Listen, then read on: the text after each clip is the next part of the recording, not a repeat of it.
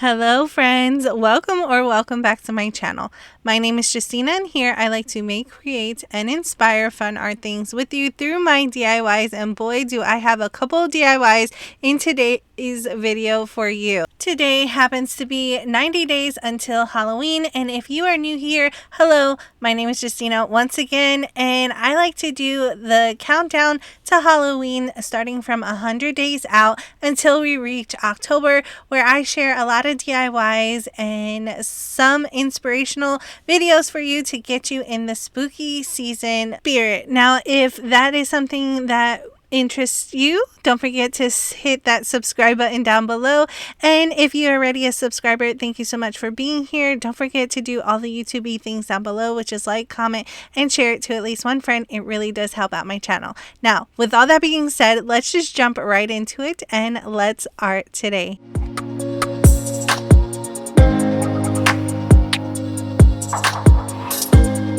To start off this DIY, I want to give credit where credit is due. When I was scrolling through Pinterest, I saw this DIY done a little bit differently, and it is from a person from TikTok called Philly Mikey. I will leave their link right here and down in the description box below. I took inspiration from what they said and I try to change it up a little bit to make it a little bit different, but definitely give credit to them for giving me the inspiration. Now, to start off with, you're going to need 2 bowls from Dollar Tree, or even one if you want. They are $1.25 when I purchased them. Hopefully they still will be $1.25. I purchased the clear ones because we want to see our project showing through. Now, the first thing I did was remove the labels so that you won't see any of that, because we need to use the bottom of these bowls.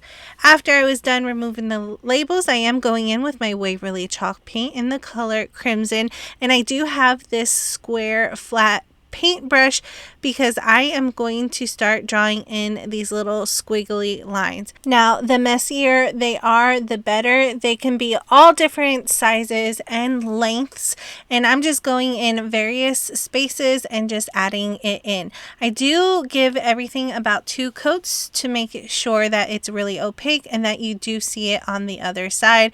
I'm waiting for it to completely dry before adding our second coat. As you see here, I did both of those bowls because we are going to make giant eyes. Dollar Tree does carry these giant eyes in various shapes and sizes, and I just grabbed a couple years ago and I'm still working with them. I used this one in a previous DIY, but I am going to use both of them for this DIY. Next, I'm going in with various greens, yellows, anything that really looks gross, and I'm going to add it on the inside of my bowl too, just to give it more of a different variation. Now, you can always take it outside and spray paint it if you want to, but I just find it easier to draw these lines in with a paintbrush so I can have more control. After that was dry, I did take it outside and gave it 2 coats of my Rust-Oleum spray paint in the color Flat White, only on the inside of our bowl. As you see here, it's only painted on the inside so that on the outside you can see those squiggly lines that we created earlier, and it looks really spooky. After that, you're going to take those giant eyes that you got from Dollar Tree. Some of them come with a sticky backing so that you can stick it onto projects. I really don't think that part is necessary because I am trimming my eyes down just a bit because I want them to fit in the little crease of the bottom of the bowl. So the first thing I did was take a pair of scissors and I'm trimming it down, and I do this a couple of times so that I don't trim off too much because I still want that plastic on top of the eye to give it that sheen that eyeballs have. As you see here, I did peel off the back and I added it right on top of our bowl. It really doesn't matter because we are going to hot glue it down. As you just saw, I have some popsicle sticks on the back of it because there was still a little bit of space and I wanted the eye to adhere down to the bowl. So I'm adding those popsicle sticks onto the bowl first in different places. using my hot glue to attach it down, and then I will hot glue the eyeball part of it onto those popsicle sticks. I am using my low temperature hot glue gun because if you use the high one, it will melt the eyeball itself because it is thin plastic back there. After I have it down, I push down so that it adheres down to the bowl. I did the exact same thing for our second eyeball. It does have a different look, and I just think these things look spooky. I actually hung them up and my kids didn't even notice until I pointed them out and they said, "Ooh, that's kind of creepy." So it is well worth it. Now, to make your eyeball look even more creepy and stand out, you're going to need some sort of spray foam. I have this installating foam from Walmart. I believe it was $4 to $5, and it doesn't expand too much. There are different foams that you can use that will work perfect for this project as well. As you see here, I just started adding it all around my eyeball, and then I'm going to go up around 3 times so it hides the ends of our little squiggly lines that we made. Then I'm going to add more foam away from the eyeball so it kind of looks like tentacles of the eyeball to make it even more creepy. You're just going to add until you have the desired look that you're going for. I just kept adding to make sure that it would expand a lot. I did the exact same thing for our second eyeball, but I went in different variations of it. Now, a quick tip for this: if you use some sort of wax paper and spray it with water before you start using the spray foam, it will easily detach from the paper underneath it. You also want to be extra careful, wear some safety goggles and maybe some gloves, because if this stuff gets on your skin, it takes days for it to come off. Here's how it looks after I have it all filled and it is completely dry.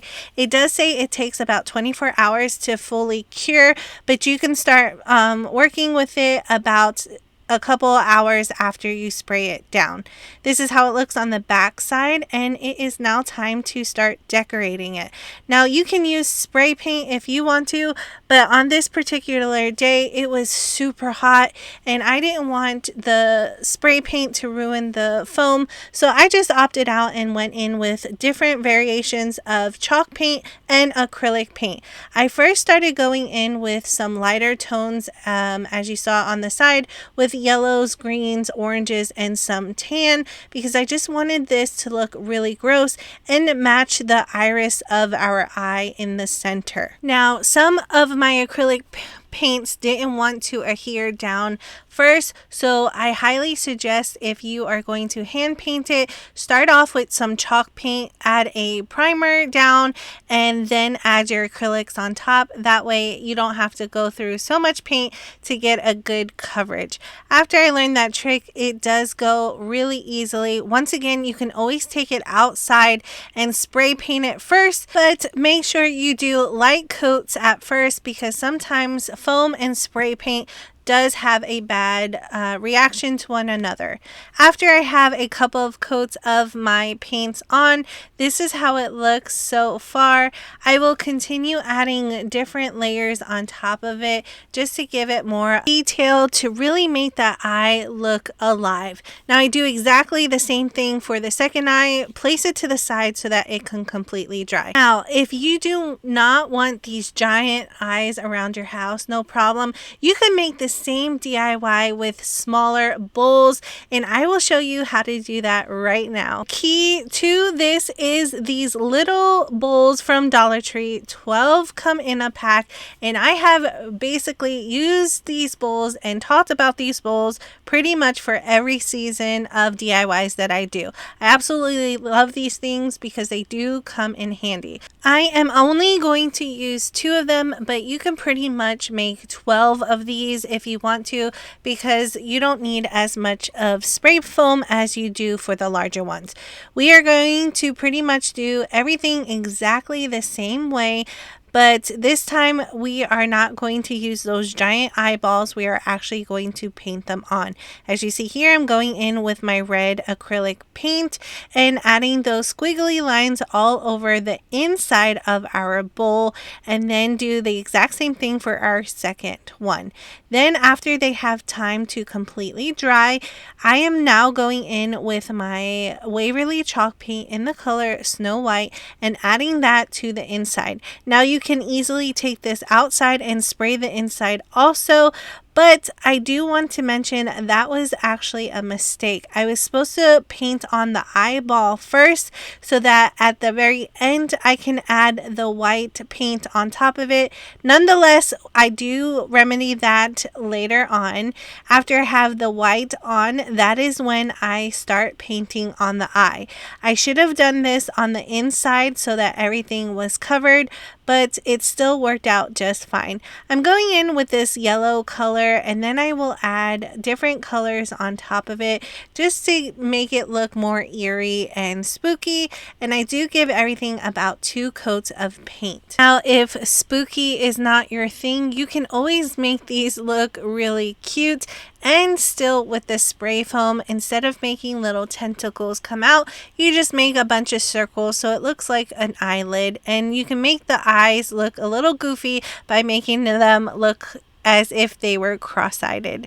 Now, as you see here, I'm going in with black acrylic paint right on top of the eye that we just painted on to make our little pupils, and making sure to give it at least 2 coats and wait for it to completely dry. Next, we're taking that spray foam, once again going around the bowl a couple of times, and then adding those little tentacles out of the eye to give it more of creepiness. I do the exact same thing for the second eye.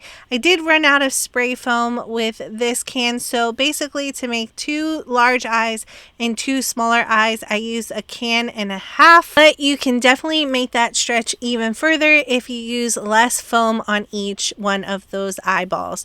After they were sprayed, I did wait for them to completely dry. This is how it looks like so far. And once again, I am going to paint it. You can always take it outside and spray paint it. Last time I started off with lighter tones, and for the smaller eyes, I'm starting with darker tones. So I'm going in with my black acrylic paint. Once again, I suggest using some chalk paint because it's much thicker and it will adhere down better. But I just added a couple of coats until everything was well covered. Then I start going in with various other colors such as red, as you see here, going around the eye just to give it another depth of creepiness. And then I will add the lighter tones on top of the black until I got the desired look that I'm going for.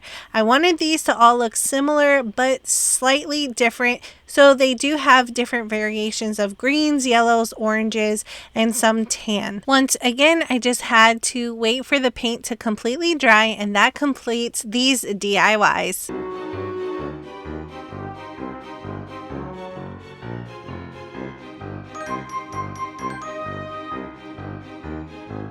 Oh my goodness, look how awesome these giant eyeballs turned out. I am super ecstatic how they finally came all together. I was skeptical at first, but after I kept adding more and more layers on, it really came to life. And these things are pretty creepy, especially at night. Here's how the giant eyeball looks, but I wanted to pair everything together. So here is our little cluster of giant and small eyeballs all together as a nice happy little family. These will be perfect for the Halloween season, especially if you're into creepy, spooky things like these. I did forget to mention you do want to seal your projects either with spray sealer or with the Rust-Oleum paint sealer. Either way, you just want to seal your project. The best part of this project is that you can put lights behind it and it will glow. This is how it looks with a little bit of light behind me so that you can see the glow, but I also did it completely in darkness, and boy, do I tell you, this thing is really creepy even with the light behind it. And I'm thinking to add some green lights behind it during the Halloween season to make it really glow and look more like a creepy alien eye coming through my wall. All right, friends, that completes this round of DIYs for you. Like I said beforehand, this is one of my favorites and I'm super excited how they turned out. And I would love to know what you think about these DIYs down in the comment section below. While you are down there, if you happen to be new to my channel, I hope you stick around by hitting that big red subscribe button down below. It is totally free. But don't forget to click on the bell notification so that YouTube can notify you every time I upload a new video. Plus, we would love to have you here, part of our virtual art family where we do a lot of DIYs with an artistic twist. I am trying to reach 15,000 subscribers by October, and I really think we can make it. So if you can at least share it to at least one friend to push out my videos a little bit further, that will be deeply appreciated. If you are already a subscriber, thank you so much for being here and clicking on today's video. I really hope that you enjoyed, but don't forget to smash that thumbs up button and leave me an eyeball emoji down below if you made it this far in the video, so that I know that you guys are the real VIPs of my channel. Remember, friends, I do have other socials. I have a Facebook, Instagram, Buy Me a Coffee, and now a Patreon page. If you would like to be a member, all of those links will be down in the description box below. Go check it out. You can always sign up for free and see all of the freebies that are already over there. I would love to see you there, and if you can also say hello so I know who you are, that would be amazing as well. Thank you everybody for joining me today. I really hope you enjoy, but I have to get back to these DIYs for spooky season and also fall season, which is coming up really quickly. Thank you everyone, and I will see you in the next one.